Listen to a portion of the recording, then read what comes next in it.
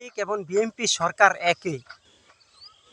আওয়ামী লীগ সরকার আগলে বিএনপি সরকার খায়, বিএনপি সরকার আগলে আওয়ামী লীগ খায়। তো ভাই, কেউ কোনোটা সে কম না। এই দেশে রাজত্ব করবে আওয়ামী লীগ সরকার, বিএনপি সরকার।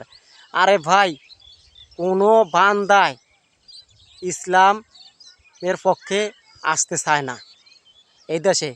যারা প্রকৃতিক নেতা সিরা কাপড় পইরা থাকতে পারে, নিজে না খাইয়া জনগণকে খাওয়ায় এবং নিজের ঘরে চাউল নিয়ে জনগণের ঘরে খাবার দেয়, চাউল দেয়, সে হলো প্রকৃতিক নেতা।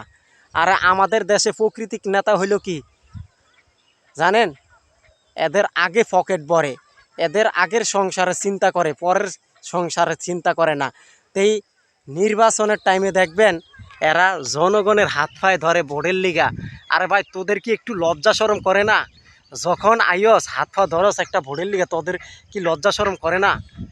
তা আমি বলতে চাই, এই দেশের নেতা হলো যে আল্লাহর কোরআন দিয়ে দেশ পরিচালনা করতে পারে এবং যে আপনার আল্লাহর রাসূলের বিধান চলতে পারে, আল্লাহর কথা চলতে পারে, সে হলো প্রকৃতিক নেতা। যে ছিঁড়া কাপড় পইরা অন্যজনকে ভালো কাপড় পরায়, সে হলো প্রকৃতিক নেতা। আর যার ঘরে খাবার নাই, সে হলো প্রকৃতিক নেতা।